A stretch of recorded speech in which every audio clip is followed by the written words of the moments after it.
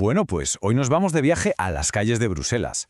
¿Por qué? Porque allí vamos a descubrir un movimiento artístico que fue una auténtica revolución estética, de las que transforman una ciudad entera en un museo al aire libre.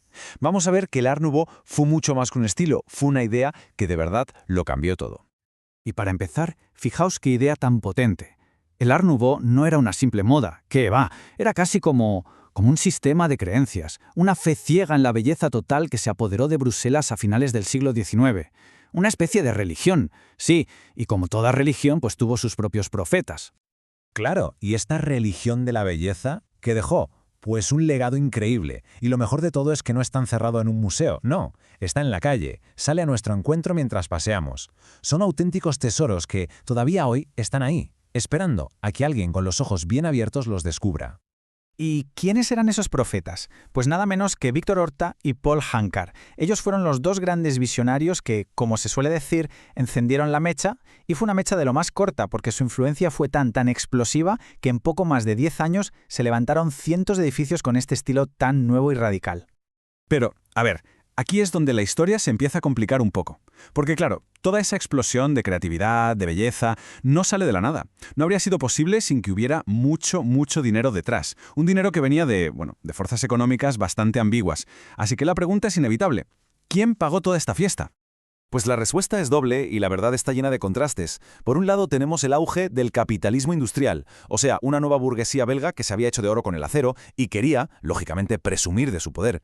Pero por otro lado, y aquí viene lo oscuro, una fortuna inmensa salía de la explotación brutal del Congo, un negocio que era literalmente propiedad personal del rey y que se basaba en el caucho. Así que imaginen el contraste, el orgullo industrial y la oscuridad colonial, dos mundos opuestos financiando la misma belleza. Bueno, para entender de verdad este movimiento, de verdad, hay que meterse en la cabeza de su profeta principal, de Horta.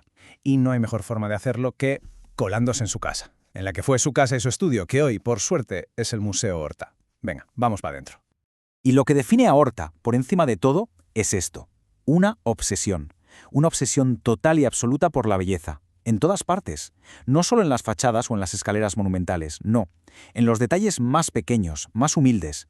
Pensemos, por ejemplo, en una simple manilla de una puerta, algo que usamos sin pensar. Bueno, pues en sus manos eso se convierte en una joya, una pequeña obra de arte que sigue ahí, perfecta, más de 100 años después. Pero si nos fijamos bien, lo más alucinante de este sitio son sus secretos. Porque Horta no era solo un artista, era un inventor. Un poco excéntrico, la verdad. Detrás de toda esa belleza escondía una mente súper práctica. A ver, que instaló un intercomunicador eléctrico para hablar con el servicio, o que modificó un radiador para que le mantuviera la comida caliente. Y lo mejor de todo, diseñó un váter retráctil en su propio dormitorio para no tener que darse el paseo por la noche. Es genial. Y es que aquí está la increíble dualidad de este hombre. Lo que veían sus invitados era un arte elegantísimo, sublime, pero lo que él vivía en su día a día eran soluciones súper prácticas, casi inventos del TVO para sus problemas cotidianos. Era un genio del arte, sí, pero también era una especie de ingeniero de andar por casa. Claro, y esta dualidad no era solo cosa de su casa, ¿eh? Definió toda su carrera y de alguna manera todo el movimiento. Se enfrentó de lleno a una de las grandes contradicciones de la época, la pregunta del millón. Su arte, ¿para quién era? ¿A quién servía? Y la contradicción es que es brutal. Por un lado, Horta era el arquitecto favorito de la burguesía más rica.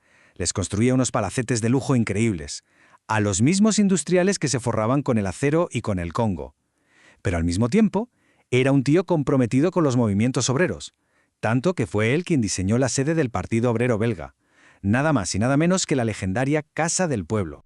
Y aquí llega la parte triste de la historia. Porque esta obra, que era monumental, un símbolo de la lucha obrera hecho por el arquitecto de los ricos, fue demolida. La tiraron abajo en 1965. Una pérdida tremenda, irreparable, que nos enseña lo frágil que es todo este legado. Es que, al final, igual que sus edificios, el propio movimiento Art Nouveau fue increíblemente frágil. Tuvo una vida muy corta. Fue como una explosión de creatividad, sí, pero un fogonazo. Intenso, pero muy breve. Si miramos las fechas, es que es alucinante lo poco que duró. Todo arranca en 1893 como una revelación, una epifanía arquitectónica. Alcanza su punto más alto hacia 1911 y en 1914 se acabó. Todo termina. La Primera Guerra Mundial no fue una guerra más, fue un apocalipsis que se llevó por delante todo ese mundo que había permitido que existiera el Art Nouveau. Claro, el mundo que salió de las trincheras ya no era el mismo. No estaba al horno para bollos, por así decirlo. No había ni tiempo, ni dinero, ni ganas para una estética tan refinada.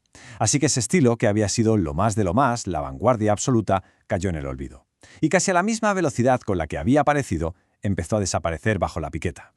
Pero, ojo, que no todos son malas noticias, ni mucho menos. Aquí es donde empieza nuestra propia exploración, porque por suerte sobrevivieron auténticas joyas, sitios imprescindibles que se pueden ir a buscar por Bruselas. Apunten, el Hotel Tassel, el Hotel Solvay, el Hotel Ciamberlani, la casa del otro gran profeta, Paul Hankar, la casa Hannon. Cada uno de estos sitios es un trocito de historia, una pieza de un puzzle alucinante. Al final, de esto va todo. El Art Nouveau no es solo algo para ver en los libros de historia, es una invitación a salir a la calle y explorar, porque ahí fuera, en medio del caos de la ciudad, hay fachadas, portales, ventanas, que son verdaderos tesoros. Esto es Bruselas y solo hay que tener ganas de buscar. Así que la pregunta final queda en el aire, para quien se atreva a responderla paseando, ¿qué otras maravillas estarán ahí, esperando, escondidas a plena vista?